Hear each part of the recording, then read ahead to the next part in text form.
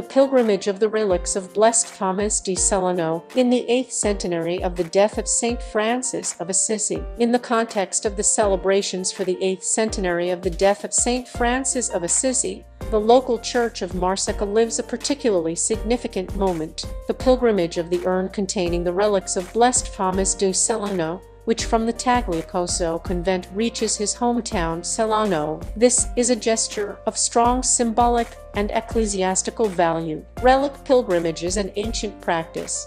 It is not just a material shift, but a walk that allows a community to rediscover the living memory of a witness to the faith. The urn is received in the churches of the city and over the course of days becomes a center of liturgical celebrations, moments of prayer, processions, via crucis, adoration, and opportunities for deepening. In this case, the meaning grows even deeper for the unique bond that united Thomas and Francisco, who was Thomas from Celano. Born in Celano around 1190, Thomas quickly entered the order of the Minor Friars, knowing directly Saint Francis of Assisi. After the death of the saint, he was given a decisive task: to tell his life. He wrote The Life Before and Then the Second Life, fundamental texts for Francisco's historical and spiritual knowledge. Without his works, many episodes and essential traits of the Poirolo figure would have been lost. Tommaso is traditionally also attributed to the composition of the Dies Irae,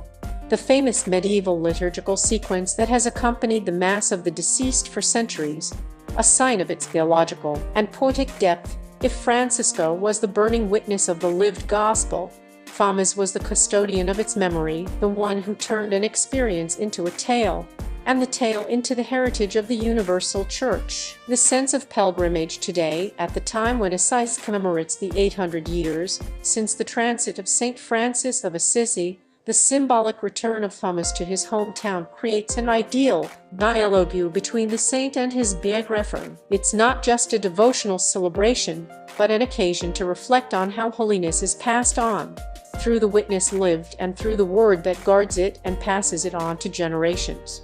The pilgrimage thus becomes an invitation to rediscover the Franciscan roots of the Martian territory and, together, to reread Francisco's experience through the eyes of those who know him closely and understand his spiritual reach.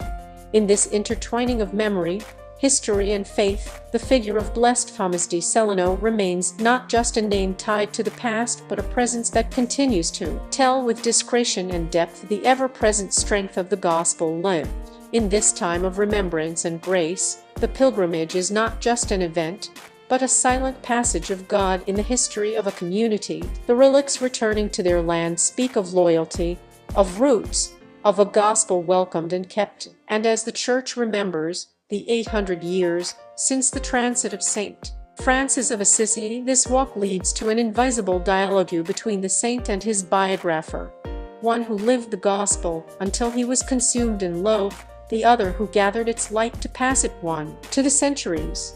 In that silent dialogue, every heart is invited to go back to what is essential, because the memory of the saints doesn't hold back to the past, but it always opens to a truer, simpler, more evangelical life. The pilgrimage will start on Friday, 27 February, with the arrival of the ballot box in Celano. The reception will take place at the Church of the Sacred Core, from where the walk will continue in the different churches of the city according to the established program.